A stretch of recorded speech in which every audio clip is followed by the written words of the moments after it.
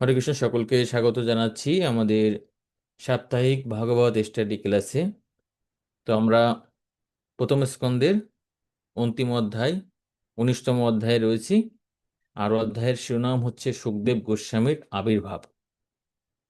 তো একই সাথে আজকে শ্রী শ্রী বিজয়া একাদশীর পবিত্র তিথি।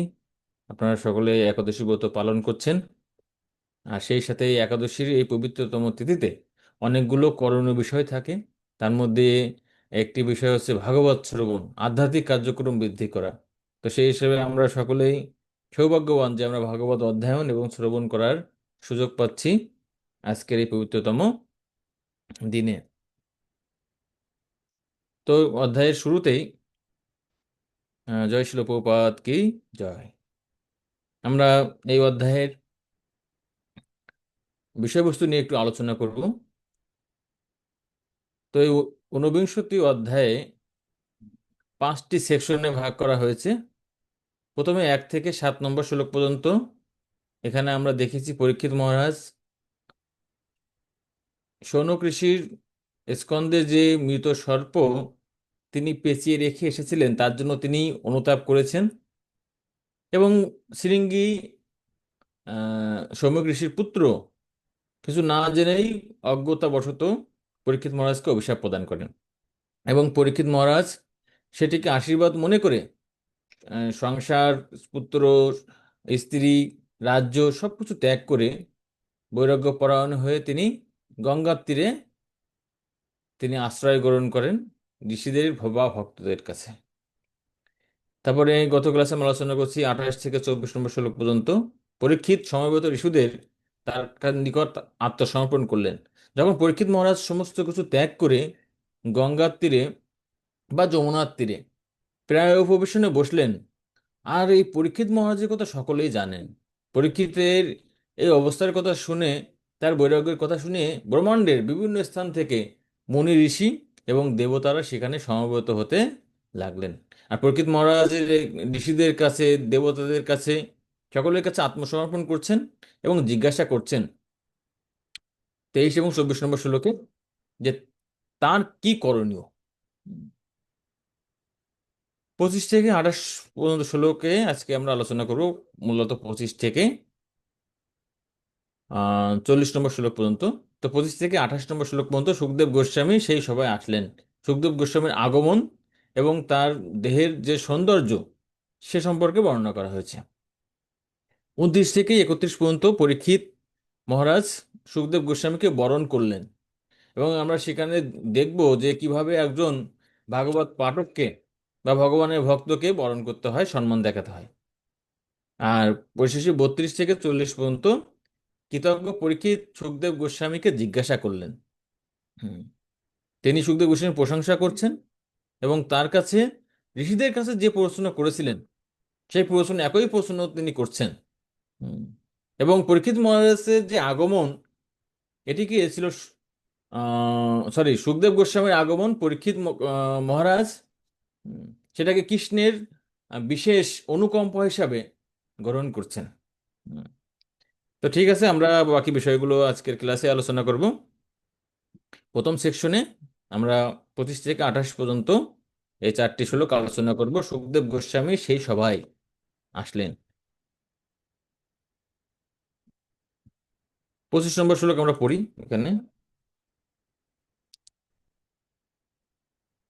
তত্র ভগবত তত্র ভবদ ভগবান ব্যাসপুত্র যদৃচ্ছয়া গাম অটমানো অনপেক্ষঃ অলক্ষ্য লিঙ্গ লিজলাভতুষ্ট বিতর্ষ বালৈ অবধূত বেশ। অনুবাদটি হরে পড়ব। কৃষ্ণ।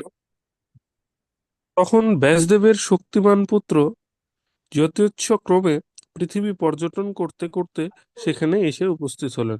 তিনি ছিলেন বহির্বিষয়ে উদাসীন, কোনো আশ্রম বিশেষের চিহ্নবিহীন, আত্মরাম এবং অবধূত বেশধারী। তাকে পাগল ভেবে নারী ও বালকেরা বেষ্টন করেছিল। হরে কৃষ্ণ। হরে কৃষ্ণ।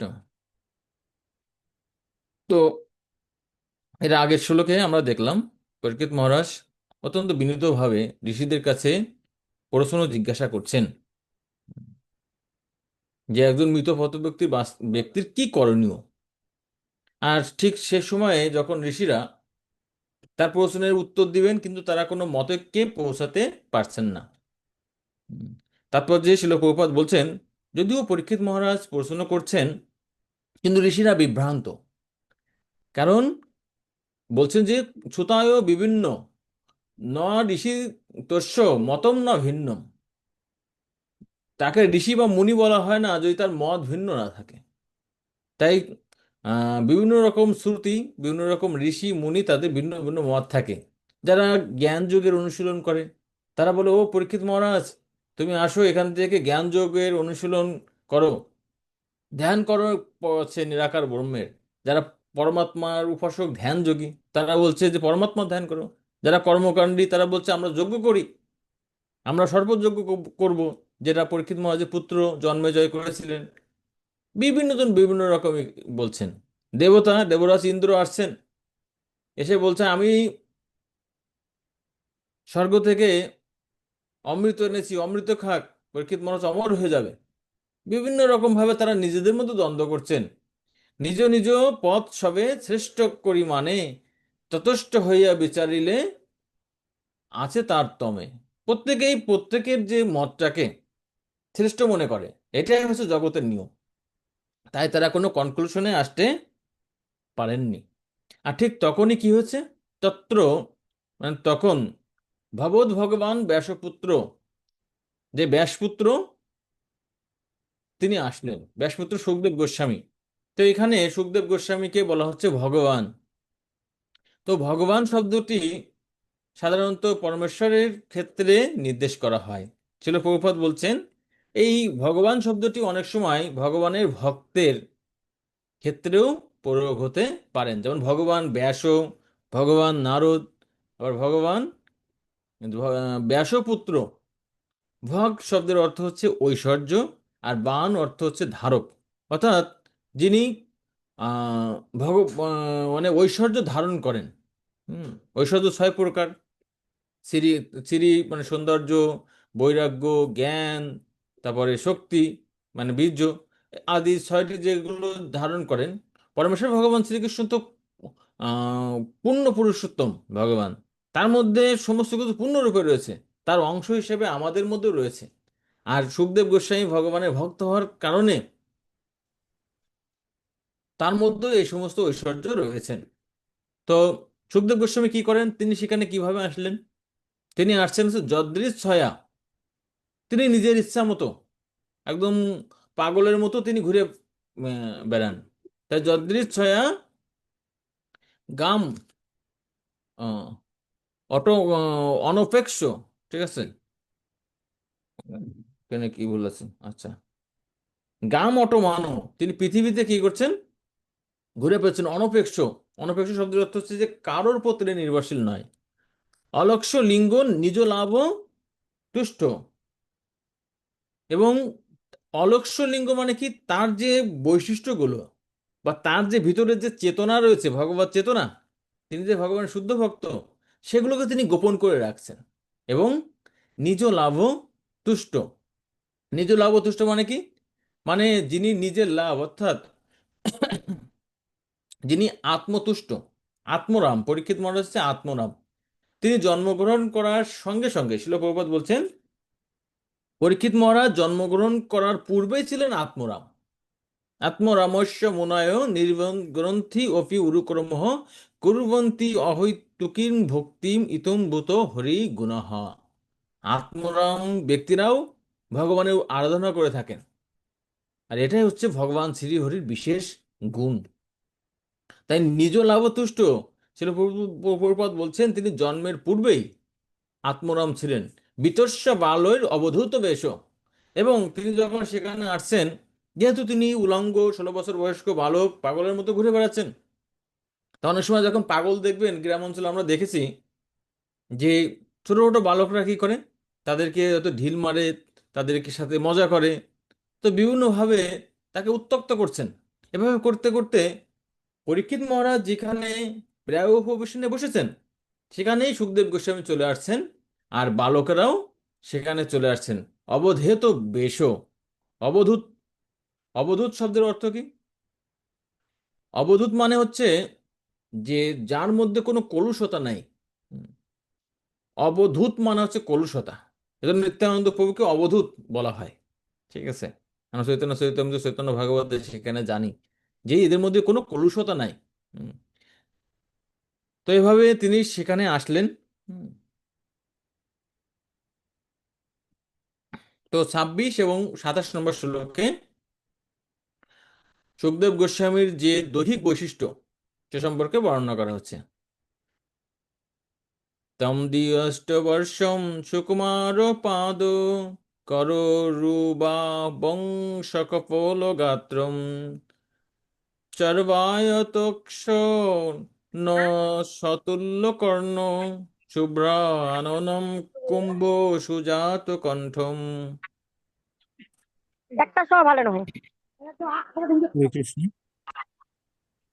ব্যাসদেবের সেই পুত্রের বয়স ছিল 16 বছর। তার চরণ, হাত, জঙ্ঘা, বাহু, স্কন্দ, কপোল এবং দেহের অন্যান্য সমস্ত অঙ্গগুলি অত্যন্ত সুন্দর ও অকর্ণ বিস্তৃত।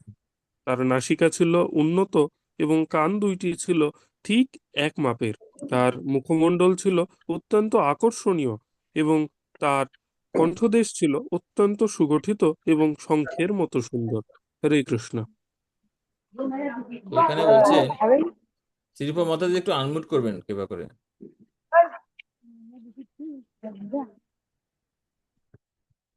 হরে কৃষ্ণ, ধন্যবাদ। এখানে বলছে তম দ্বি অষ্ট বর্ষম। দ্বি অষ্ট মানে কি? মানে 8 গুণ 2, অর্থাৎ 16 বছর বয়স। সুকুমারও পাদ। তো এখানে সুকুমার মানে সুগঠিত, পাদ মানে তার পাদপদ্ম। তো শিল প্রভুপাদ তাৎপর্য বলছেন, কোনো মহান ব্যক্তি বা ভগবানের বর্ণনা বা দর্শন করতে হয় তার পাদপদ্ম থেকে। যেমন আমরা যখন ভগবানের মন্দিরে গিয়ে ভগবানের শ্রীবিগ্রহ দর্শন করি, প্রথম আহ, আমাদের গুরু পরম্পরা থেকে, গুরু মহারাজ থেকে, তারপরে পর্যায়ক্রমে গুরু পরম্পরা দর্শন করতে হয়। তারপরে ভগবানের যে বিগ্রহগুলো সমূহ রয়েছেন তাদেরকে, তাদের এই দিব্য দর্শন করতে হয়। আর সেক্ষেত্রে তাদের পাদপদ্ম থেকে ধীরে ধীরে ধীরে ধীরে তাদের যে দিব্য মুখমণ্ডলে দর্শন করতে হয়। তাই এখানে বলছেন যে তম দ্বি অষ্ট বর্ষম সুকুমার পাদ, কর মানে হাত, তারপরে হচ্ছে কপোল, গাত্র, চারু আয়ত, আয়তক্ষ্ণ মানে তার যে উম, আহ, যে নেত্রদ্বয় সেগুলো অত্যন্ত সুন্দর। উম, তারপরে অতুল্য কর্ণ, শুভ্র আননম, সুজাত কণ্ঠম, কম্বু সুজাত কণ্ঠম। তার যে এই কণ্ঠদেশ সেটি হচ্ছে কি শঙ্খের মতো, কম্বু মানে শঙ্খ। এভাবে মানে একজন যে মহাত্মা, হুম, যিনি দিব্য পুরুষ, তার শরীরে যতগুলো যে বৈশিষ্ট্যগুলো থাকা দরকার, হুম, সেগুলি এই সুখদেব গোস্বামীর মধ্যে এখানে ছিলেন। তো শিল প্রভুপাদ তাৎপর্য বলছেন যে মানুষকে সম্মান করা হয় তার বয়সের জন্য নয়, তার কর্মের জন্য। বয়সে প্রবীণ না হলেও কেউ তার অভিজ্ঞতার প্রবীণ হতে পারেন। তো প্রবীণের বা জ্যেষ্ঠ ব্যক্তির কয়েকটা শ্রেণী আছে। প্রথমত কেউ হয়তো বয়সে প্রবীণ, দ্বিতীয়ত কেউ তার হয়তো কর্মে বা পদাধিকার বলে প্রবীণ, কেউ হয়তো গুরুদেবের কৃপা আগে পেয়েছেন, সেক্ষেত্রে দীক্ষার ক্ষেত্রে প্রবীণ, কেউ আবার কি হয়তো দিব্য জ্ঞান বা পারমার্থিক জ্ঞানে প্রবীণ। তাই ব্যাসাসনে যিনি বসছেন তিনি বয়সে নবীন হলেও তার প্রতি সশ্রদ্ধ প্রণতি নিবেদন করা উচিত। আর সুখদেব গোস্বামী যদিও তিনি বয়সে, সেখানে নারদ মুনি রয়েছেন, তার পিতা ব্যাসদেব রয়েছেন, অন্যান্য মহর্ষিরা রয়েছেন, সকলে যদিও প্রবীণ, কিন্তু তারা তাকে কিন্তু সম্মান প্রদর্শন করেছিলেন। তো পরের শ্লোকটা আমরা দেখি, সেখানেও এই শারীরিক বৈশিষ্ট্য সম্পর্কে বর্ণনা করা হচ্ছে। নিগূঢ় যত্রম পীথিতুঙ্গ বক্ষস মাবর্তনাভিম বলি বল্গুদরম চ দিগম্বরম বক্ত বিকীর্ণ কেশম প্রলম্ব বাহুম সমর তমাভম। হরে হরে কৃষ্ণ কৃষ্ণ। প্রভু প্রণাম। মাতাজি বলুন। হরে কৃষ্ণ প্রভু প্রণাম, সকল বৈষ্ণবের শ্রীচরণে প্রণাম। তার কণ্ঠের অধোভাগের অস্থি মাংসের আবৃত, বক্ষস্থল বিশাল সমুন্নত, নাভিমণ্ডল গভীর আবর্তের মতো, উদর ত্রিবলী রেখায় অঙ্কিত। তার বাহুযুগল দীর্ঘ এবং কুঞ্চিত কেশদাম তার সুন্দর মুখমণ্ডলের ওপর ইতস্তত বিকীর্ণ, দিকসমূহই তার বস্ত্র, এবং তার অঙ্গকান্তি অমরোত্তম শ্রীকৃষ্ণের মতো অতি রমণীয়। হরে কৃষ্ণ প্রণাম। তো এখানে ছিল সুখদেব গোস্বামীর আরো কিছু তার দৈহিক বৈশিষ্ট্যের কথা বর্ণনা করা হয়েছে। তো এখানে বলছে তার অঙ্গকান্তি ভগবান শ্রীকৃষ্ণের মতো। হুম, তার গায়ের বর্ণ ছিল কৃষ্ণবর্ণ। তো যদিও তিনি প্রচ্ছন্নভাবে সেখানে এসেছেন, ছদ্মবেশে সেখানে বা পৃথিবীতে পর্যটন করছেন, কিন্তু শিল প্রভুপাদ এখানে বলছেন যে সামুদ্রিক গণনা অনুসারে যে সমস্ত মহাপুরুষদের দিব্য বৈশিষ্ট্য রয়েছে প্রত্যেকটি ছিল শুকদেব গোস্বামীর মধ্যে প্রকাশিত হচ্ছে। তার অঙ্গগ্রন্থি ছিল, বিশেষ করে তার অঙ্গগ্রন্থি ছিল ভগবান শ্রীকৃষ্ণের মতো। পরের শ্লোক। তো তাকে কিন্তু সেই সাধারণ রমণীরা বা যে সমস্ত শিশু বালকেরা তারা কিন্তু চিনতে পারেননি। কিন্তু সেখানে উপস্থিত রয়েছে কারা? তারা কিন্তু দিব্য জ্ঞানে, পারমার্থিক জ্ঞানে, বৈদিক জ্ঞানে তারা পারদর্শী। তাই তারা, যদিও তিনি নিজেকে গুহ্য রাখছেন, তারা কিন্তু তাকে চিনতে পারছেন। যেমন সদা পিব্বায় অঙ্গ লক্ষ্মা স্ত্রীণাম মনোজ্ঞম রুচির স্মৃতেন পত্তিতুথাস্তে মুনয় শাসনেভ্য তল্লক্ষণাজ্ঞাপি গুরো বর্চসম। হরে হরে কৃষ্ণ। কৃষ্ণ। মাতাজি বলুন। হরে কৃষ্ণ প্রভু প্রণাম। শ্রীচরণে সকল বৈষ্ণবের চরণে প্রণাম। তার অঙ্গকান্তি শ্যামবর্ণ এবং নব যৌবন জনিত, অত্যন্ত সুন্দর। তার দেহের সৌন্দর্য এবং মধুর হাসি রমণীদের কাছে রমণীয় ছিল।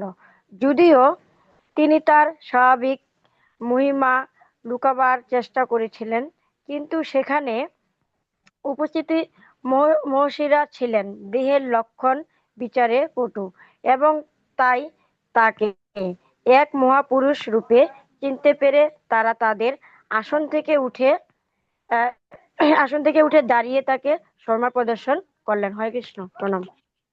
হরে কৃষ্ণ। তো শ্যামম, শ্যামম মানে কি? শ্যামম মানে তার গায়ের বর্ণ ছিল শ্যাম বর্ণ। হুম। এবং বলছে স্ত্রীর নাম মনোজ্ঞম রুচির স্মৃতেন, তার যে সৌন্দর্য সেটা রমণীদের কাছে অত্যন্ত রমণীয়। প্রত্যুত্থিতাস্তে মুনায় স আসনেভ্য। তো যে সমস্ত মহর্ষিরা সেখানে ছিলেন তারা কি করছে? তাদের আসন থেকে উঠে দাঁড়িয়েছেন। শিল প্রভুপাদ বলছেন যে নারদ মুনি এবং ব্যাসদেব তারা ছিলেন সরাসরি, ব্যাসদেব হচ্ছে তার পিতা এবং গুরুদেব, এবং নারদ মুনি হচ্ছে তার পরম গুরুদেব। তাই তারা বাদে প্রত্যেকে সেখানে উঠে দাঁড়িয়ে সেই মহাত্মা সুখদেব গোস্বামীকে স্বাগত জানিয়েছিলেন। তো বলছেন যদিও তৎলক্ষণাজ্ঞা অপি গুরু বর্চসয়, যদিও তাকে দেখে সাধারণ মানুষ চিনতে পারবে না, কিন্তু এই সমস্ত মুনি ঋষিরা যেহেতু তারা এই সমস্ত বিষয়ে পারঙ্গম, তাই তারা তাকে চিনতে পারছেন। তো আমরা আলোচনা করলাম যে সুখদেব গোস্বামী পরীক্ষিতের সেই যে স্থানে তিনি প্রায় উপবেশনে বসেছেন সেখানে কিন্তু আসলেন। আর এখন আমরা আলোচনা করব 29 থেকে 31 পর্যন্ত। এখানে এই তিনটি শ্লোকে পরীক্ষিত মহারাজ সুখদেব গোস্বামীকে বরণ করবেন। 29। সবিষ্ণুরাত অতিথয়ে আগতায় তস্मै সফর্জম শিরসা অজহার তত নিবৃত্তা হি অবুধা স্ত্রুঅর্বকা মহাশনেশ উপবিশ উপবিবেশ পূজিত।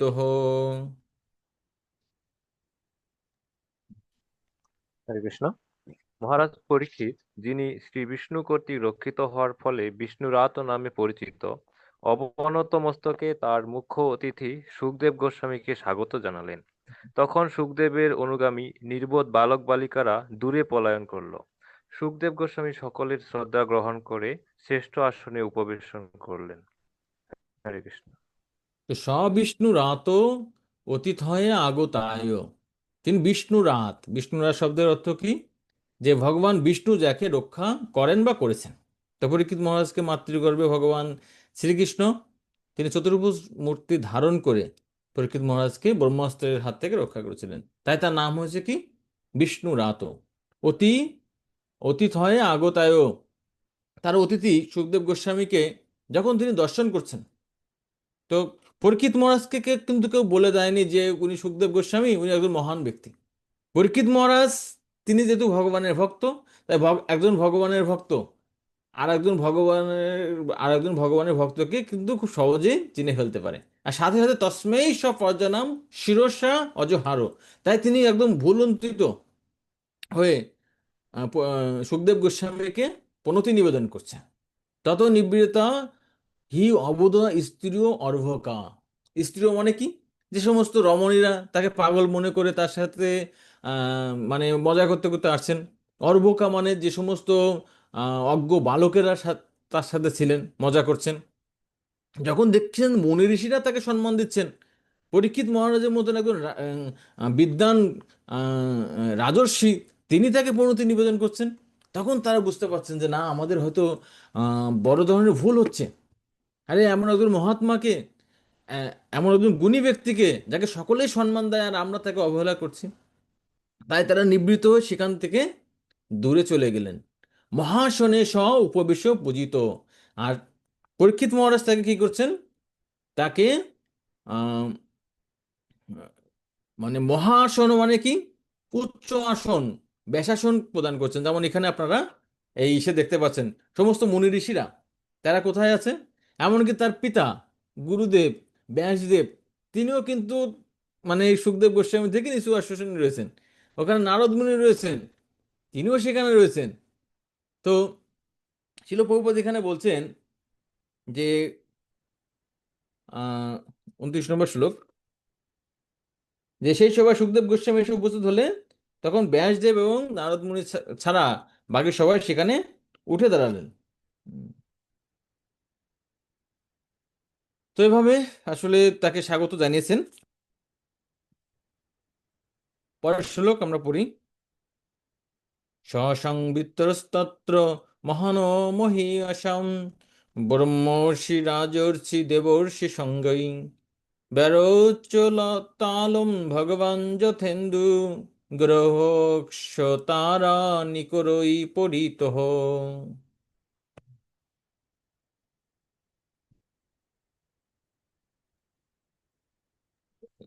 হরে হরে কৃষ্ণ। কৃষ্ণ। প্রণাম সকল বৈষ্ণবের চরণে। মহারাজ পরীক্ষিত, যিনি শ্রী বিষ্ণু কর্তৃক রক্ষিত হওয়ার ফলে বিষ্ণু রাত নামে পরিচিত, অবনত মস্তকে তার মুখ্য অতিথি সুখদেব গোস্বামীকে স্বাগত জানালেন। তখন সুখদেবের অনুগামী নির্বোধ বালক বালিকারা দূরে পলায়ন করল। সুখদেব গোস্বামী সকলের শ্রদ্ধা গ্রহণ করে শ্রেষ্ঠ আসনে উপবেশন করলেন। তবু হরে এটা তো আগে। হ্যাঁ, এটা আগে হয়ে গেছে, সরি, এটা তো চেঞ্জ ওটা করা রিপিট হয়নি। দিচ্ছে মানে আচ্ছা, অনুবাদটা আমি বই সে থেকে। থেকে পড়ি। তাহলে এটা হচ্ছে আমি এই শ্লোকটার এটা হচ্ছে অনুবাদটা আমি পড়ছি। এটা আগে অনুবাদটা চেঞ্জ করা হয়নি। সেই সভায় ব্রহ্মর্ষি রাজর্ষি এবং দেবর্ষি স্বামী পরিবৃত হয়ে মহাবীর্যবান সুখদেব তখন গ্রহ নক্ষত্র তারকারাজিতে পরিবেষ্টিত চন্দ্রের মতো অতি অপূর্ব শোভা ধারণ করেছিলেন। সসংবৃত্ত তত্র, সেই আসনে যে তিনি বসে আছেন, তো আশেপাশে কারা রয়েছে? মহান ও গরীয়সাম, মহান মহান ব্যক্তি তারা সেখানে বসে আছেন। ব্রহ্মর্ষি, রাজর্ষি দেবর্ষি সঙ্গেই। তার আশেপাশে কারা রয়েছে? ব্রহ্মর্ষি রয়েছে, রাজর্ষি রয়েছে, দেবর্ষি মানে দেবতাদের মধ্যে তিনি রয়েছেন। আর পরীক্ষিত মহারাজ যে সেখানে রয়েছেন, বেরো চতালাম ভগবান যথেন্দু, তিনি এমনভাবে বিরাজ করছেন। ইন্দু মানে হচ্ছে চন্দ্র, যেমন চন্দ্র রয়েছে, গ্রহ, চন্দ্রের আশেপাশে কি তাই গ্রহ থাকে। উম, তারপরে শতারো নিকরই মানে তারকারাজিরা থাকে। তো সেরকম মনে হচ্ছে যে পরীক্ষিত মহারাজ সকলকে আলোকিত করে সেখানে বসে আছেন। তো শিল প্রভুপাদ এখানে বর্ণনা করছেন যে এই জগতে ভগবানের ভক্ত ভগবানের থেকে অধিক সম্মান প্রাপ্ত হয়। তাই সুখদেব গোস্বামীর মতো ভক্তের মহিমা কখনোই কম করে দেখা উচিত নয়। এবং ভগবান স্বয়ং নিজেও বলছেন যে আহ, যিনি আমার পূজা করেন, ঠিক আছে, তিনি প্রকৃতপক্ষে আমার পূজক বা ভক্ত নয়, যিনি আমার ভক্তের ভক্ত তিনি আমার প্রকৃত পক্ষে ভক্ত। আরাধনা নাম সর্বেশাম বিষ্ণু। হ্যাঁ, তো সর্বশ্রেষ্ঠ আরাধনা হচ্ছে বিষ্ণু বা কৃষ্ণের আরাধনা করা। আর কি তদীয় নাম সমুচ্চয়াত, কিন্তু তার থেকে বড় হচ্ছে ভক্তের আরাধনা করা। ভগবান যদিও কুরুক্ষেত্রের যুদ্ধ তিনি নিজে একাই কি করছেন, আমরা দেখব যে আহ, একাদশ অধ্যায়ে যে সেখানে বলছেন, অর্জুন বলছেন আমি প্রত্যেককে হত্যা করে রেখেছি, তুমি কি করো, তুমি নিমিত্ত মাত্র ন ভাব সব্য সাচিন, হে সব্যসাচী তুমি নিমিত্ত হও। হুম, মানে আমি সবাইকে মেরে রাখছি, তুমি খালে সেখানে অংশগ্রহণ করো এবং বিজয়ী হও। তাই ভগবান সবসময় ক্রেডিট কাকে দিতে চান? তার ভক্তকে দিতে চান। হুম, তো সেটাই এখানে দেখা যাচ্ছে। সেখানে ভগবানের অবতার নারদ মুনি রয়েছেন, ভগবানের অবতার ব্যাসদেব রয়েছেন, কিন্তু উচ্চাসন বা সম্মান কাকে প্রদান করা হচ্ছে? এখানে তার ভক্তকে। হুম, তো সেটাই হচ্ছে এখানে তাৎপর্যের বিষয়বস্তু। 31 নম্বর শ্লোক। প্রশান্তমাসীনম অকুণ্ঠ মেধসম মুনিম নিরিপো ভাগবত অভ্যুপেত্য পূর্ণম্য মুদ্ধা বহিত কৃতাঞ্জলি নত্তা গিরাসুনৃতায় অন্যায় অপিচ্ছৎ।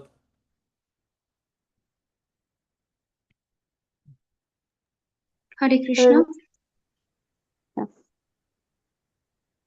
মাতাজি পড়ুন। হরে কৃষ্ণ। প্রণাম সকল বৈষ্ণবগণের চরণে। তখন মুনিবর সুখদেব গোস্বামী প্রশান্ত চিত্তে উপবেশন করলেন। তার বুদ্ধি ছিল অত্যন্ত তীক্ষ্ণ এবং তিনি নিঃসংকোচে সমস্ত প্রশ্নের উত্তর দিতে প্রস্তুত ছিলেন। পরম ভাগবত মহারাজ পরীক্ষিত তখন তার কাছে এসে তাকে অবনত মস্তকে প্রণতি নিবেদন করলেন এবং হাত জোড় করে সুমধুর বচনে তাকে প্রশ্ন করতে লাগলেন। হরে কৃষ্ণ প্রভু। হরে কৃষ্ণ। তো এখানে সুখদেব গোস্বামী সম্পর্কে বলছেন প্রশান্তম আসীন, তিনি যে বসে আছেন তার মধ্যে কোনো চঞ্চলতা নেই। অনেক সময় যদি কোনো বিশেষ কোনো সভায় যেখানে মহান মহান ব্যক্তিরা আছে, হ্যাঁ, রাষ্ট্রের হয়তো বড় বড় ব্যক্তিরা রয়েছে, সেখানে যদি বসে থাকি বা অবস্থান করলে আমাদের মধ্যে অনেক সময় ভয় কাজ করে। কিন্তু তার মধ্যে কোনো নাই, তিনি কোথায় আছেন কি আছেন, কারণ তিনি সর্বদাই ভগবানকে হৃদয়ে ধারণ করছেন। কৃষ্ণ ভক্ত নিষ্কাম অতএব শান্ত, ভুক্তি মুক্তি সিদ্ধিকামী সকলেই অশান্ত। তাই প্রশান্তম আসীনম, তিনি অত্যন্ত শান্ত সৃষ্ট হয়ে সেখানে বসে আছে। অকুণ্ঠ মেধসাম, এবং তার যে মেধা, তার যে জ্ঞান, সেগুলো কি, সেগুলো অত্যন্ত বিস্তৃত। অথবা তিনি কি অকুণ্ঠ মেধসাম, অর্থাৎ হচ্ছে যে তিনি নিঃসংকোচে সমস্ত উত্তর প্রদান করতে প্রস্তুত। মুনি নিরীপ ভাগবত অভ্যপেত্য।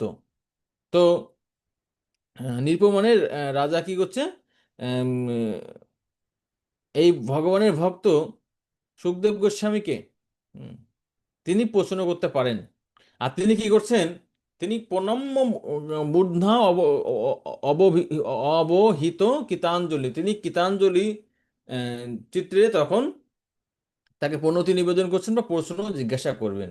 তো শিল প্রভুপাদ তাৎপর্য বলছেন যে পরীক্ষিত মহারাজের এই যে মুদ্রা, মুদ্রা শব্দের অর্থ কি? এখানে মুদ্রা শব্দের অর্থ বোঝাচ্ছে যে পূজার ক্ষেত্রে বিভিন্ন ধরনের মুদ্রা রয়েছে, যেমন এখানে হচ্ছে এই চক্র মুদ্রা আদি, যে বিভিন্ন ধরনের মুদ্রা রয়েছে যেগুলো দিয়ে বিভিন্ন ধরনের মাঙ্গলিক কর্ম করা হয়। তো গুরুদেবের কাছে বা ভাগবত পাঠকের কাছে, সম্মানীয় ব্যক্তির কাছে কোন মুদ্রা করতে হয়, এটা হচ্ছে কীতাঞ্জলি মুদ্রা। দুই হাত করে, হুম, মানে এর মাধ্যমে প্রার্থনা করা হয় এই মুদ্রার মাধ্যমে। তো এটা অত্যন্ত গুরুত্বপূর্ণ।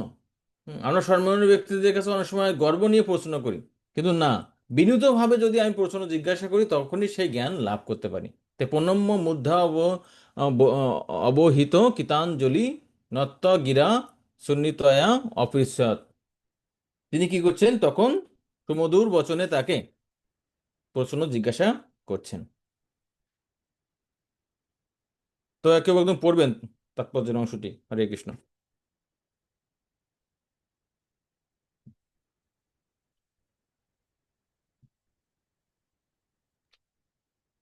হরে কৃষ্ণ। জীবনের সমস্যাগুলির সমাধান করার উদ্দেশ্য ব্যতীত সদ্গুরুর সমীপবর্তী হওয়ার কোনো প্রয়োজন থাকে না। সদ্গুরুর কাছে কিভাবে প্রশ্ন করতে হয় তা না জানলে সদ্গুরুর সঙ্গে সাক্ষাৎ করার কোনো আবশ্যকতা নেই। হরে কৃষ্ণ।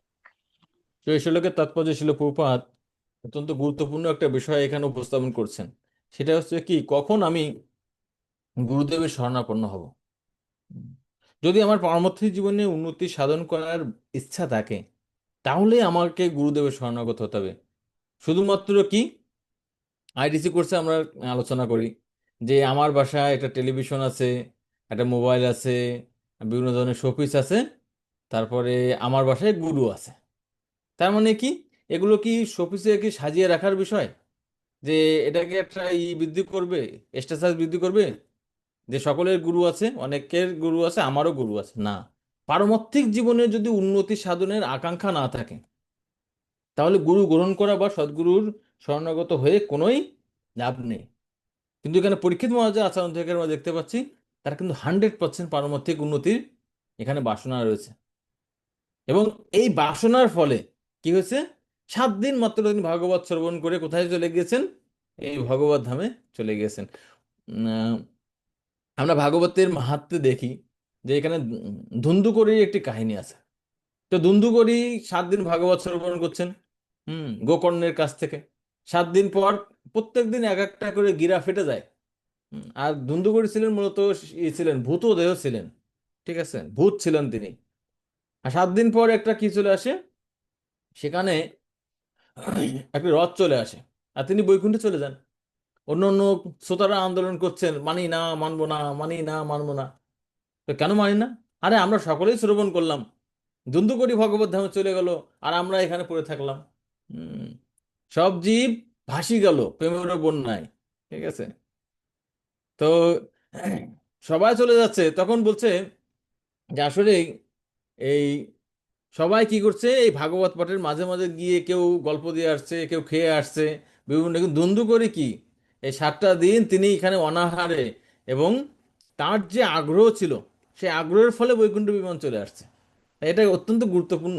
সদ্গুরু শরণাগত হলাম, এবং সদ্গুরু শরণাগত হয়ে সাফল্য নির্ভর করছে কার উপরে? শিল প্রভুপাদ বলছেন শিষ্যের উপরে। শিষ্য যদি ঐকান্তিক হয়, তাহলে তার এই গুরু গ্রহণ করা, ভক্তি করা সার্থক। আর ঐকান্তিক না হলে আসলে কোনো ফল দিবে না।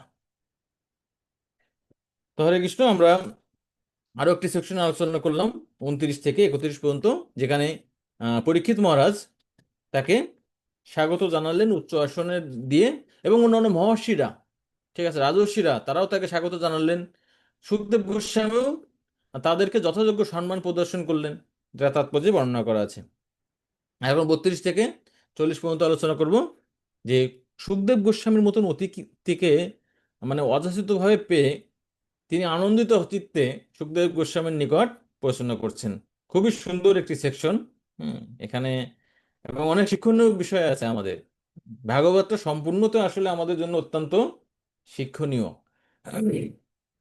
পরীক্ষিত উবাচ অহো অদ্য বয়ম ব্রাহ্মণ সংসেব্য শত্রুবন্ধবঃ কৃপয়া অতিথি রূপেণ ভবদ্ভি তীর্থকাকৃতः।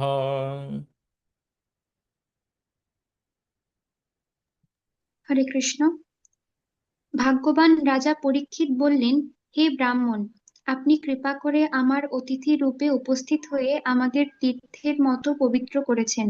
আপনার কৃপায় যোগ্য ক্ষত্রিয় হওয়া সত্ত্বেও ভক্তদের সেবা করার যোগ্যতা অর্জন করেছি। হরে কৃষ্ণ। তো পরীক্ষিত উবাচ, পরীক্ষিত মহারাজ বললেন, অহো অদ্য বয়ম ব্রহ্মণ সংসেব্য শত্রুবন্ধব কৃপয়া অতিথি রূপেণ ভবদ্ভীতিত্ব কাকিতাহা। যে অহো, অহো শব্দটি ব্যবহার করা কোথায়? মানে যখন দুইটা কারণে হয়, যদি কেউ নিজেকে খুব ভাগ্যবান বেশি মনে করে তাহলে বলে আহা, আর কেউ যদি দুঃখ পায় কোনো কিছু তখন বলে আহা, ও লোকটি কত কষ্টে রয়েছেন। তাই এখানে তিনি তার ভাগ্যের শ্লাঘা করছেন, প্রশংসা করছেন। অহো, যে আসলে যে কত সৌভাগ্যের বিষয়, আনন্দের বিষয়। অদ্য বয়ম ব্রহ্মণ, যে আজকে আমরা আহ ব্রহ্মণ শব্দের অর্থ হচ্ছে কি, যে হে ব্রাহ্মণ। হুম, মানে আহ সুখদেব গোস্বামীকে বলছেন, সৎসেবক সত্র বন্ধব। আমরা হয়তো ভক্তদের বা ব্রাহ্মণদেরকে অত্যন্ত সুন্দরভাবে সৎসেবা আমরা সেবা করেছি, সত্র বন্ধব।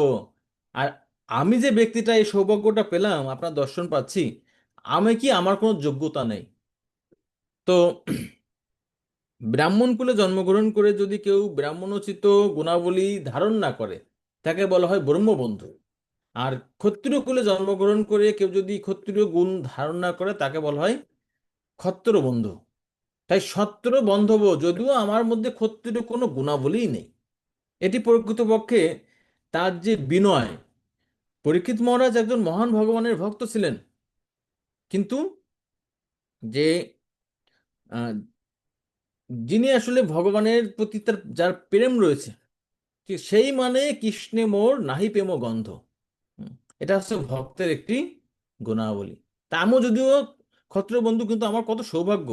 কৃপয়া অতিথি রূপেণ, আমার কোনো যোগ্যতা নাই, কিন্তু হে সুখদেব গোস্বামী, আপনি কৃপাপূর্বক আমার অতিথি রূপে আমাকে কৃপা করার জন্য এখানে এসেছেন।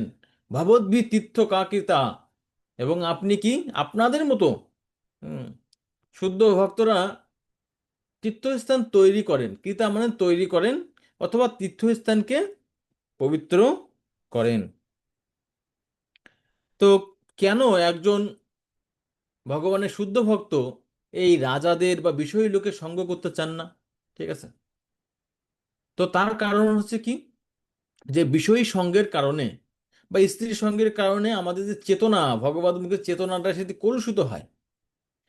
তো শিল প্রভুপাদ এখানে বলছেন যে খুবই গুরুত্বপূর্ণ বিষয়। হুম, আমরা মাত্র একটি লাইন এখান থেকে নিয়েছি, যে সমস্ত ভক্ত ভগবত ধামে ফিরে যেতে চান, তাদের দুটি বস্তু বিশেষভাবে বর্জন করতে হয়: বিষয়ী সঙ্গ এবং স্ত্রী সঙ্গ। এজন্য শ্রী চৈতন্য মহাপ্রভু তিনি এই বিষয়টির উপর বিশেষ গুরুত্ব প্রদান করছেন।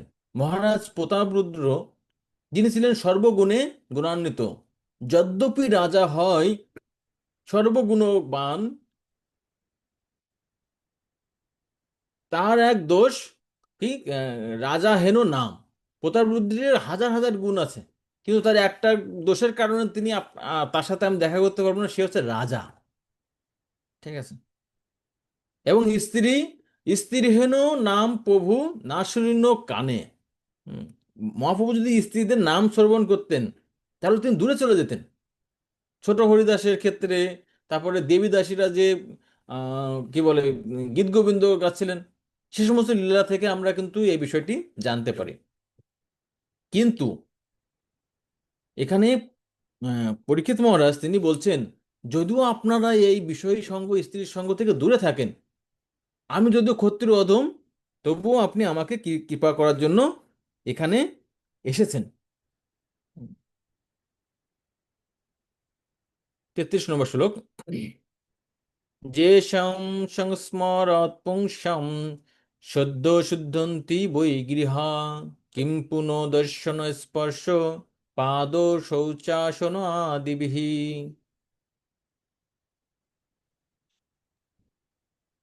হরে কৃষ্ণ। কেবলমাত্র আপনাকে স্মরণ করার ফলে আমাদের গৃহ তৎক্ষণাৎ পবিত্র হয়ে যায়। অতএব আপনাকে দর্শন, স্পর্শন, পাদপ্রক্ষালন এবং গৃহে আসনাদি দান করার ফলে যে কি লাভ হয় তাকে বর্ণনা করতে পারে। হরে কৃষ্ণ। যেসাম সংস্মরৎ পুংসাম, অর্থাৎ যে সমস্ত ব্যক্তিকে বা ভগবানের ভক্তকে এখানে কেউ যদি স্মরণ করে, তাহলে কি সংস্কৃত পুংসাম সদ্য শুদ্ধন্তি বৈগৃহা, সে ব্যক্তি পুংসাম সদ্য শুদ্ধন্তি, সেই ব্যক্তি কি করে, তিনি পবিত্র হন। আর বৈগৃহা মানে তার সমস্ত আহ, গৃহ পবিত্র হয়। এবং বৈগৃহার অর্থ হচ্ছে তার গৃহে যদি সেই ব্যক্তি আগমন করে, কিম পুনঃ দর্শনম, তাকে যদি তার বাড়িতে দর্শন করতে পারে, স্পর্শ পাদ শৌচ আসন আদি, তাকে স্পর্শ করে পাদ সেবন, পাদ ধৌত, আসন প্রদান, ঠিক আছে, মিষ্টি কথায় স্বাগত জানানো, হুম, তো এগুলো যদি কেউ করেন তাহলে তিনি নিশ্চিতভাবে কি, নিশ্চিতভাবে তিনি অত্যন্ত সৌভাগ্যবান, এবং তিনি যে পবিত্র হবেন এ বিষয়ে কোনো সন্দেহ নেই। স্মরণের যদি এত শক্তি হয় তাহলে সরাসরি সেবার আর কি শক্তি থাকতে পারে। তাই পরীক্ষিত মহারাজ এভাবে তিনি তার যে মানে ভাগ্য, বা সুখদেব গোস্বামীর একই সাথে নিজের ভাগ্যের তিনি প্রশংসা করছেন, আবার সুখদেব গোস্বামীরও তিনি এই আগমনকে বা তার দিব্য গুণাবলীর প্রশংসা করছেন। তো তাৎপর্যের এই অংশটুকু পড়বেন। হরে কৃষ্ণ। হরে কৃষ্ণ। প্রণাম প্রভু। প্রণাম মাতাজি, বলুন। পুণ্যবান পুণ্যবান মহাত্মাদের গৃহস্থদের গৃহে যাওয়ার কোনো ব্যক্তিগত স্বার্থ নেই, কিন্তু তারা তাদের গৃহে যান কেবলমাত্র তাদের গৃহ পবিত্র করার জন্য। এবং তাই যখন এই প্রকার মহাত্মা এবং ঋষিরা তাদের গৃহ পবিত্র আশ্রমের অবমাননা করে, তাহলে তাদের মহা অপরাধ হয়। তাই শাস্ত্রে নির্দেশ দেওয়া হয়েছে যে কোনো গৃহস্থ যদি মহাত্মাকে দর্শন করে প্রীতি নিবেদন না করে, তাহলে তাকে সেই মহা অপরাধের প্রায়শ্চিত্ত স্বরূপ সারাদিন উপবাস থাকতে হয়। হরে কৃষ্ণ। প্রণাম। তো আমাদের কিন্তু এই বিষয়ে অত্যন্ত সাবধান থাকা উচিত। এখন কে মহাত্মা? আসলে যারা ইসকনে আছে, যারা ভক্তিজন পালন করছে, তারা সব প্রত্যেকেই মহাত্মা। তাই গিরে যে কোনো বৈষ্ণব যাক না কেন, সে গৃহস্থ যাক, ব্রহ্মচারী যাক, সন্ন্যাসী যাক, আমাকে মহাত্মাকে বাঁচতে হবে না, ঠিক আছে, সবাই মহাত্মা। কে তাদেরকে আমাদের যথাসম্ভব যথাযোগ্য সম্মান প্রদর্শন করা উচিত, স্বাগত জানানো উচিত। তাতে কি হবে, তাতে ভগবান আরো বেশি সন্তুষ্ট হবে, ঠিক আছে। তো এই বিষয়টি আমাদের ভক্ত হিসেবে অবশ্যই অবশ্যই প্র্যাকটিক্যালি যাদন করতে হবে। হুম, শুধুমাত্র শাস্ত্রের মধ্যে রেখে দিলে হবে না। হরে কৃষ্ণ। 34 নম্বর শ্লোক। সন্নিধত্তে মহাযোগিন পাতকানি মহান্তপি সদ্য নশ্যন্তি বৈপুংসাম বিষ্ণুরিব সুরেতরাহ। হরে কৃষ্ণ। হে মাহযোগী, বিষ্ণুর সান্নিধ্য মাত্রই যেমন অসুরেরা বিনাশপ্রাপ্ত হয়, তেমনি আপনার দর্শন মাত্রই জীবের মহাপাতক সমূহ তৎক্ষণাৎ নাশপ্রাপ্ত হয়। হুম। হরে কৃষ্ণ। তো এখানে বর্ণনা করা হচ্ছে যে কি, যে শ্বেত কি সন্নিধাত্তে মহাযোগিন, এ মহাযোগী আপনার কি, আপনার সান্নিধ্য প্রাপ্ত হলে পাতকানি মহান্ত অপি মহান্তি অপি, অর্থাৎ বিশাল বিশাল ব্রহ্ম হত্যা, গো হত্যা, স্ত্রী হত্যা সহ যত বড় বড় পাপ রয়েছে সেগুলো কি হয়, সেগুলো দূরীভূত হয়। দর্শনে পবিত্র করো, এই তোমার গুণ। আর সদ্য নক্সন্তি বৈপুংসাম, মানুষের সেগুলো তৎক্ষণাৎ দর্শন করবে, সাথে সাথে সমস্ত পাপরাশি ভস্মীভূত হয়ে যায়। ঠিক যেমন কি, যে বিষ্ণুর ইব সুর ইতরা, সুর ইতরা মানে কি, যে অসুরেরা, অসুরেরা যদি বিষ্ণুর সান্নিধ্য হয় সাথে সাথে কি হয়, বিনাশ প্রাপ্ত হয়। ভগবানের সুদর্শন চক্র তাদের নাশ করে, সাথে কি করে, তাদের তাদের পাপরাশিও নাশ করে। ঠিক তেমনি ভগবানের ভক্তকে দর্শন করলে কি হয়, আমাদের সমস্ত পাপরাশি তৎক্ষণাৎ দূরীভূত হয়। তো শিল প্রভুপাদ এখানে বলছেন, কেউ একজন পড়বেন তাৎপর্য অংশটুকু।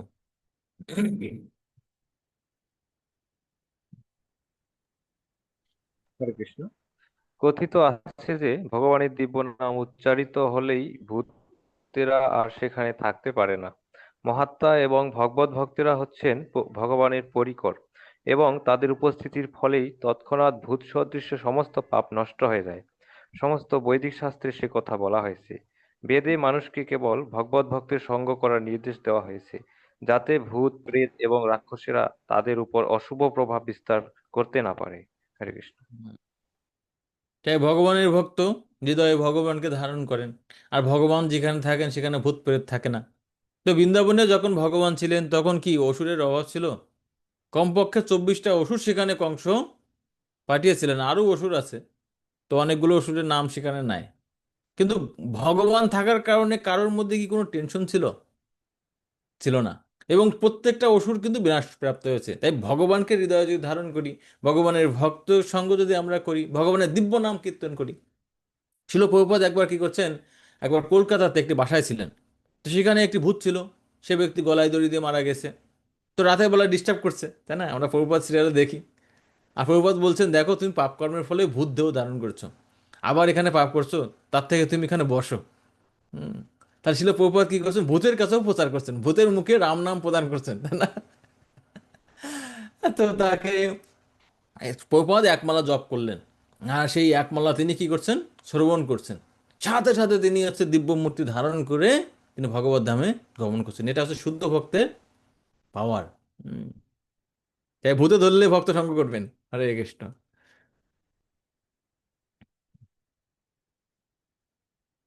তো পরীক্ষিত মহারাজ এ পর্যায়ে এসে তার মহিমা কীর্তনের সাথে সাথে তিনি প্রথমে বলছেন, ক্ষত্র বন্ধবহ, আমি হচ্ছে ক্ষত্র বন্ধু, আমার কোনো যোগ্যতা নেই। তো তিনি চিন্তা করছেন, যোগ্যতা আমার একটা আছে। সেটা হচ্ছে কি? সেটা হচ্ছে আমি হচ্ছে মানে ভগবান শ্রীকৃষ্ণ পাণ্ডু মহারাজের পঞ্চপুত্র, তার প্রতি অত্যন্ত কৃপাপরায়ণ ছিল। আর সেই কারণেই, যেহেতু আমি তার সাথে যুক্ত আছি, তাই কি হয়েছে, তাই আমি মনে হয় আপনার মতো মহাত্মার সঙ্গ পাচ্ছে। তাই সেটাই হচ্ছে আপনার প্রকৃত আবির্ভাবের কারণ। অপি মে ভগবান প্রীত কৃষ্ণ পাণ্ডু সুত প্রিয় পিতৃস্য সেয় প্রীত্যর্থম তদ্গোত্রস্য আত্মবান্ধব।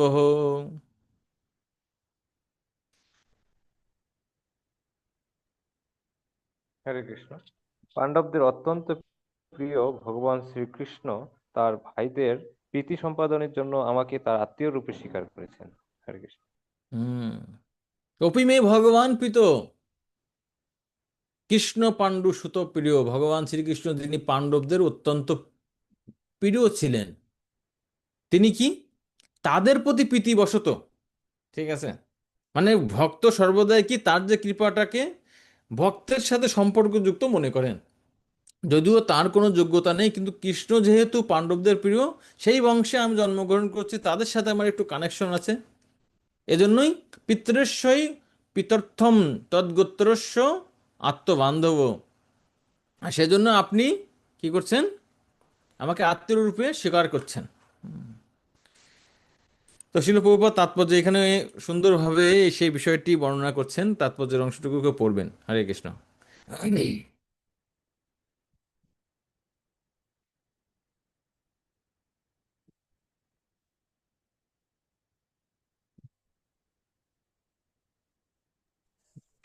হরে কৃষ্ণ। ভগবানের ভক্তদের প্রতি ভগবান এতই কৃপাময় যে তিনি তাদের পরিবারের সদস্যদের সর্বতোভাবে রক্ষা করেন। এমনকি ভগবত ভক্ত যদি ভগবানের সেবা করার জন্য তার আত্মীয় স্বজনদের ছেড়ে চলেও যান, তবুও তাকে তাদের জন্য দুশ্চিন্তা করতে হয় না। মহারাজ যুধিষ্ঠির এবং তার ভাইরা ছিলেন শ্রীকৃষ্ণের পিতৃশশা কুন্তির পুত্র, এবং মহারাজ পরীক্ষিত স্বীকার করেছেন যে মহান পাণ্ডবদের একমাত্র পুত্র হওয়ার ফলে শ্রীকৃষ্ণ সর্বদা তাকে রক্ষা করেছেন। হরে কৃষ্ণ। তো ভগবান শুধুমাত্র তার ভক্তকে রক্ষা করে না, ভক্তের আত্মীয়দেরকেও রক্ষা করে।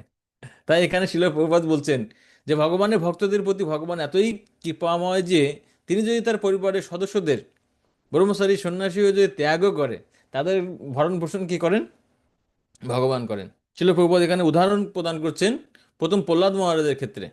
প্রহ্লাদ মহারাজের পিতা যদিও অসুর ছিল, তাই প্রহ্লাদ মহারাজের সাথে সম্পর্কযুক্ত হওয়ার কারণে কি হয়েছে, যে নৃসিংহদেব তাকে রক্ষা করছে, তাকে সমস্ত পাপ থেকে মুক্ত করছেন।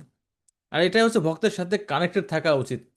গজেন্দ্রকে যে কুমির পায়ে কামড় দিয়ে ধরেছিলেন, তো তার কি গুণাবলী আছে যে তিনি ভগবান বিষ্ণুর দ্বারা হচ্ছে নিহত হয়ে সাজুজ্য মুক্তি লাভ করেন? আচার্যরা বলছে সেই কুমির 1000 বছর ভক্তের চরণ ধরেছিল, আর সেটাই হচ্ছে তার যোগ্যতা, কৃপা পাওয়ার যোগ্যতা। তাই ভক্তের সাথে কানেক্টেড থাকা এটা অত্যন্ত গুরুত্বপূর্ণ একটি বিষয়। হুম। সার্বভৌম গৃহের যে হয় কুকুর, সে মোর প্রিয় অন্য জন বহুদূর। মহাপ্রভু বলছেন, এ সার্বভৌম ভট্টাচার্য, তোমার পরিবারের লোকজন আর কি, তোমার গৃহের যে কুকুর রয়েছে, সেই কুকুরও আমার অত্যন্ত প্রিয়, আমার কৃপাপাত্র। আর তোমার আত্মীয় স্বজন, তাদের তো কোনো কথাই নেই। মহাপ্রভু গোপাল ভট্ট গোস্বামীকে বলছেন যে তুমি গৃহে গিয়ে কি করো, তোমার ভক্ত পিতামাতার সেবা করো, ভাগবত অধ্যয়ন করো, কিন্তু বিবাহ করবে না। তো এইভাবে ভক্তের পিতামাতাকে বা আত্মীয় স্বজনকে ভগবান অত্যন্ত স্নেহ করেন এবং একই সাথে রক্ষাও করেন। তাই কোনোভাবেই ভক্ত এবং তার পরিবার অনিরাপদ থাকতে পারেন না। মহাপ্রভুর এরকম অসংখ্য অসংখ্য লীলা রয়েছে গীতা, ভাগবত, চৈতন্য চৈতামৃতে। মহাপ্রভু কি করছেন, মহাপ্রভু কি বলে, রামানন্দ রায়ের পরিবার, অর্থাৎ রামানন্দ রায় তারা ছিলেন 5 ভাই, তারা ছিলেন পঞ্চপাণ্ডব, ঠিক আছে। ভবানন্দ, ভবানন্দ ছিলেন রামানন্দের পিতা, তিনি ছিলেন পাণ্ডু। হুম। তার যে পুত্রকে তিনি বিপদে, মহাপ্রভু স্বয়ং কি করছেন, পরোক্ষভাবে কৃপা করছেন। হুম। তাই এটাই হচ্ছে ভগবানের ভক্ত হওয়ার সুবিধা। 36 নম্বর শ্লোক। তো 35 এবং 36 নম্বর শ্লোকে সে একই বিষয় বলছেন, আপনার এভাবে কারণ অন্যথাতে অব্যক্ত গতে দর্শনম ন কথম নিনাম নিতরাম মিরিয়মানানাম সংসিদ্ধস্য বনীয়স। হরে কৃষ্ণ। তা না হলে কি আমাদের মতো পাপিষ্ঠ মানুষ কখনো এই আসন্ন মৃত্যুকালে আপনার দর্শন লাভ করতে পারত? কেননা আপনার মতো মহাপুরুষেরা আপনাদের পরিচয় গোপন রেখে অদৃশ্য ভাবে বিচরণ করেন। হরে কৃষ্ণ। সেই জন্য বলছেন কি, অন্যথাতে অব্যক্ত গতের, যেহেতু আপনারা গোপনীয়ভাবে চলাফেরা করেন, আর আমাদের মতো মূর্খ বিষয়ী মানুষকে আপনাদের চিনতে পারবে? ন কথম নিনাম নিতরাম মিরমানানাম সংসিদ্ধি বনীয়স, আপনি এমন সময় আসছেন যে সময় আমার প্রয়োজন। তাই কৃষ্ণ আপনাকে আমাদের কাছে পাঠিয়েছেন কৃপা করে, যদিও আমার কোনো যোগ্যতা নাই, আমি ভক্তের সাথে ভক্তের পরিবারের সাথে যুক্ত আছি, এটাই হচ্ছে আমার যোগ্যতা। তো শিল প্রভুপাদ এখানে বলছেন, ভগবান প্রতিটি জীবের হৃদয়ে বিরাজ করেন এবং তাই তিনি সকলের গতিবিধি সর্বতোভাবে অবগত। ভগবান যখন দেখেন যে কোনো জীব ভগবত ধামে ফিরে যাওয়ার জন্য অত্যন্ত উৎসুক হয়েছে, তিনি তৎক্ষণাৎ তার কাছে তার প্রতিনিধিকে পাঠিয়ে দেন। অর্থাৎ সদ্গুরুর কৃপা এবং সহযোগিতা লাভ করার অর্থ হচ্ছে সরাসরিভাবে স্বয়ং ভগবানের সাহায্য প্রাপ্ত হওয়া। আমরা যে ইসকনে রয়েছি, আমরা যে গুরু মহারাজের গুরুবর্গের কৃপা লাভ করছি, ভক্তদের কৃপা লাভ করছি, ভাগবত গীতা ভাগবত শ্রবণ করছি, এটাকে কি, এটা কোনো সাধারণ বিষয় না, এটা আমার যোগ্যতায় হয়নি। কৃষ্ণ সেটি আমাদের জন্য কৃপা পরবেশ হয়ে পাঠিয়েছেন, সেটা আমাদের উপলব্ধি করা উচিত। ধ্রুব মহারাজ তিনি 5 বছর বয়সে বনে গিয়েছেন, তার কিন্তু তখন কোনো গুরু ছিল না, আর গুরু কৃপা ছাড়া ভগবানকে লাভ করা যায় না। তার ঐকান্তিকতা দর্শন করে ভগবান নারদ মুনিকে পাঠিয়েছেন যে, হে নারদ মুনি তুমি যাও। তাই যে গুরুদেবের কৃপা, ভক্তি জীবনে আমরা যা কিছু করি না কেন, প্রত্যেকটা জিনিসে সেখানে ভগবানের, শুধুমাত্র এক ভগবানের আমাদেরকে সাহায্য করেন। তো তিনি তার যে সৌভাগ্যের এখানে কথা বলছেন, এবং সুখদেব গোস্বামী, পরীক্ষিত মহারাজ সুখদেব গোস্বামীর প্রশংসা করছেন এখানে, যে অহেতুকভাবে আপনি কৃপা করছেন। এখন 37 এবং 38 নম্বর শ্লোকে পরীক্ষিত মহারাজ প্রশ্ন করছেন সুখদেব গোস্বামী, তত পিচ্ছামি সংসিদ্ধিম যোগিনম পরমম গুরুম পুরুষস্য যৎকার্যম মিরিয়মানস্য সর্বথা। হরে কৃষ্ণ। আপনি পরম যোগী এবং ভক্তদেরও গুরু। তাই আমি আপনার কাছে প্রার্থনা করছি, আপনি সকলের এবং বিশেষ করে যে মানুষের মৃত্যু আসন্ন তার সিদ্ধি লাভের পন্থা প্রদর্শন করুন। হুম। হরে কৃষ্ণ। এই প্রশ্ন 24 নম্বর শ্লোকেও কিন্তু, মানে 25 নম্বর শ্লোক থেকে তো সুখদেব গোস্বামী আসলেন, 24 নম্বর শ্লোকেও কিন্তু পরীক্ষিত মহারাজ করছেন। তো সেখানে কিন্তু কি কোনো উত্তর আসেনি বা কোনো সিদ্ধান্ত আসেনি। তাই পরীক্ষিত মহারাজকে তিনি আবার সেই একই প্রশ্ন করছেন, অতপৃচ্ছামি সংসিদ্ধিম, জীবনের সিদ্ধি পূর্ণতা প্রাপ্তির জন্য আমি আপনার কাছে নিবেদন করছি যোগিনাম পরমম গুরু। আপনি হচ্ছেন যোগীদেরও গুরু, পরম গুরু। হুম। তো ছিল সুত গোস্বামী তার গুরুদেব সুখদেব গোস্বামীর প্রার্থনায় বলছেন যে গুরুম মুনিনাম, আমার গুরুদেব সুখদেব গোস্বামী হচ্ছে মুনিদেরও গুরু। তাই এখানে বলছে যোগীদেরও আপনি গুরু, সংসিদ্ধিম যোগিনাম পরমম গুরু। হুম। এর মাধ্যমে তিনি সুখদেব গোস্বামীর মহিমা প্রকাশ করছেন। পুরুষস্য ইহ যৎ কার্যম, এই পৃথিবীতে যখন কোনো ব্যক্তি বেঁচে আছে তার কি করণীয়, কিভাবে জীবনযাপন করা উচিত। মৃঢ় মনুষ্য সর্বথা, বিশেষ করে যে ব্যক্তি মরতে যাচ্ছেন, অল্প দিনের মধ্যে মারা যাবে। তো কে মারা যাবে, কে মরতে যাচ্ছে? আমরা প্রত্যেকে মরতে যাচ্ছি। তা আলটিমেটলি কি এই প্রশ্নটি সবার জন্য। দুইটি প্রশ্ন, বেঁচে থাকতে কি করা উচিত এবং মৃত্যুর পূর্বে বা মৃত্যুর সময় কি করা উচিত, অর্থাৎ সারা জীবন কি করা উচিত। হুম, সে সম্পর্কে এখানে প্রশ্ন করছেন। শিল প্রভুপাদ বলছেন, যতক্ষণ পর্যন্ত জীবনের পরম উদ্দেশ্য সাধনের জন্য ব্যাকুল না হয় ততক্ষণ পর্যন্ত সদ্গুরু শরণাগত হওয়ার আবশ্যকতা থাকে না। গুরু কোনো গৃহস্থের অলংকার নন। কেতাদুস্তর জড়বাদীরা সাধারণত তথাকথিত গুরুদেবের কাছ থেকে দীক্ষা নেয়, কিন্তু তাতে তাদের কোনো লাভ হয় না। এই সমস্ত ভণ্ড গুরুরা তাদের তথাকথিত শিষ্যদের তোষামত করে এবং তার ফলে গুরু এবং শিষ্য উভয়ে নিঃসন্দেহে নরকগামী হয়। ঠিক আছে, ফ্যাশনের জন্য গুরু গ্রহণ করে লাভ নাই, পরবর্তী জীবনের অগ্রগতির জন্য গুরুদেব গ্রহণ করা উচিত। 38 নম্বর শ্লোক, যৎসত্যব্যম অথ জপ্যম যৎকর্তব্যম নির্ভীপ্রভ স্মর্তব্যম ভজনীয়ম বা ব্রূহি যদ্বা বিপর্যয়ম।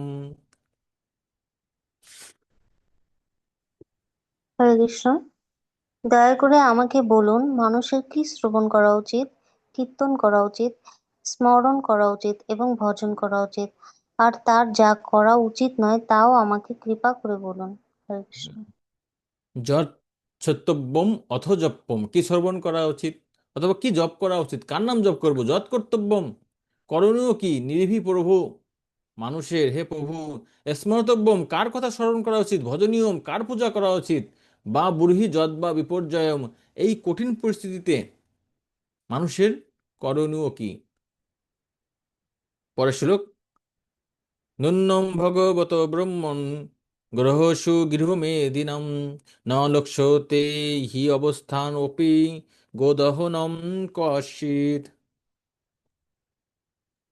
হরে কৃষ্ণ। হে মহা তেজস্বী ব্রাহ্মণ, আপনার দর্শন অত্যন্ত দুর্লভ। শোনা যায় যে যে সময়ের মধ্যে একটি গাভী দহন করা যায়, আপনি ততক্ষণও কোনো গৃহস্থের গৃহে অবস্থান করেন না। হরে হুম। কৃষ্ণ। গাভী দহন করতে সময় কতটুকু লাগে? সময় লাগে 15 থেকে 20 মিনিট। ততক্ষণ পর্যন্ত তিনি থাকেন না। এখানে হচ্ছে গোদহনম কর্ষিত, তিনি গোদহন কালও সেখানে থাকতে চান না। তাই কি আপনি যে কখন এখান থেকে চলে যাবেন ছিল বিশ্বনাথ চক্রবর্তী ঠাকুর বলছেন, তার কোনো নিশ্চয়তা নাই। তাই সময় ক্ষেপণ আপনি করবেন না। পরোক্ষভাবে তিনি বলছেন, এখনই আপনি বলুন কি করণীয়, সেই পন্থা দেখান এবং সেটি বিস্তারিতভাবে আমাকে বর্ণনা করুন। হ্যাঁ, পড়ুন কেউ একজন। হরে কৃষ্ণ। গৃহস্থদেরও যথেষ্ট বুদ্ধিমান হওয়া উচিত, যাতে তারা অতিথি রূপে আগত মহাত্মাদের কাছ থেকে পারমার্থিক উপদেশ গ্রহণ করেন। বাজারে যা পাওয়া যায় সেই রকম কোনো বস্তু মূর্খের মতো সাধুর কাছে প্রার্থনা না করাই গৃহস্থদের উচিত। এইভাবে সাধু এবং গৃহস্থদের মধ্যে পারস্পরিক আদান প্রদান হওয়া উচিত। হরে কৃষ্ণ। হুম, গৃহস্থদের এখানে বলছেন বুদ্ধিমান হওয়া উচিত। তো অনেক সময় যখন সাধু মহাত্মারা আসে তখন আমরা গল্প করেই কাটিয়ে দিই যে প্রভু কেমন আছেন, কি খবর, বা আমার ছেলের এই সমস্যা, মেয়ের এই সমস্যা। হুম। অথবা আমাকে এমন আশীর্বাদ দিন যেগুলো বাজারে পাওয়া যায়। যেমন ছেলে মেয়ে পড়াশোনা করে অনেক বড় কিছু করুক, বাইরের টিউশনি মাস্টার রেখে করতে পারেন। রোগ রোগ রোগ ভালো হোক, বাইরে থেকে আপনি ডাক্তার দেখাতে পারেন। সাধুর কাছে এগুলো চাওয়ার কি দরকার? এগুলো পরিপ্রশ্ন নয়, এগুলো হচ্ছে জাগতিক প্রশ্ন। তাই গৃহস্থরা যখন সাধু বাসায় যাবে, সাধু মহাত্মারা, তাদেরকে অবশ্যই কৃষ্ণ বিষয়ে প্রশ্ন করতে হবে, কিভাবে আমার কৃষ্ণ ভক্তি হবে সেই বিষয়ে প্রশ্ন করা উচিত। অনর্থক আজে বাজে প্রশ্ন করে সময় ক্ষেপণ করা উচিত নয়। শেষ শ্লোক। সুত উবাচ এবং ভাষিত পৃষ্ঠ রাজ্ঞা শ্লোক্ষ্ণয়া গিরা প্রত্যাভাষত ধর্মজ্ঞ ভগবান বাদরায়ণিহি।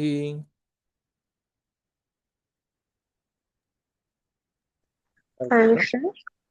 হ্যাঁ, শ্রী বলুন শুক আপনি। গোস্বামী বললেন, রাজা পরীক্ষিত মধুর সম্ভাষণে এইভাবে প্রশ্ন করার পর সেই ধর্মজ্ঞ মহাপুরুষ ভগবান ব্যাসনন্দন সুখদেব উত্তর দিতে শুরু করলেন। হুম। তো সুত গোস্বামী বলছেন কি, এবং ভাষিত পৃষ্ঠ স্বরাজ্ঞা স্বপ্নয়া গিরা, মধুস্বরে তিনি কি করছেন, রাজা কর্তৃক জিজ্ঞাসিত হয়ে তিনি বর্ণনা করছেন প্রত্যাভাষিত ধর্মজ্ঞ। তিনি হচ্ছে প্রত্যাভাষিত মানে প্রত্যুত্তর প্রদান করছেন ধর্মজ্ঞ ভগবান বাদর আইনহ, ভগবান সুখদেব গোস্বামী, তিনি ধর্মজ্ঞ। ঠিক আছে, তিনি মধুর সুরে বর্ণনা করছেন। তো আমাদের এখানেই আজকে ক্লাস আমরা শেষ করলাম এবং প্রথম স্কন্ধ শেষ করছি। ঠিক আছে, আগামী ক্লাসে আমরা নতুন স্কন্ধে আরোহণ করব। তো আপনারা এই এই অংশটা একটু কেউ স্ক্রিনশট দিয়ে রাখবেন। নতুন স্কন্ধের আমরা 1 থেকে 14 নম্বর শ্লোক পর্যন্ত দ্বিতীয় স্কন্ধের প্রথম অধ্যায়ের, হুম, প্রথম অধ্যায়ের 1 থেকে 14 পর্যন্ত আমরা আলোচনা করব। আর এই প্রশ্নগুলো আপনারা খুঁজে উত্তরগুলো লিখবেন, আর এই শ্লোকটি মুখস্থ করতে পারেন। দ্বিতীয় স্কন্ধের প্রথম অধ্যায়ের 2 নম্বর শ্লোক। হরে কৃষ্ণ। জয় শিল প্রভুপাদ কি, উপস্থিত গৌর ভক্ত মন্ডলী কি, তাই গৌর প্রেমানন্দে হরি হরি বল।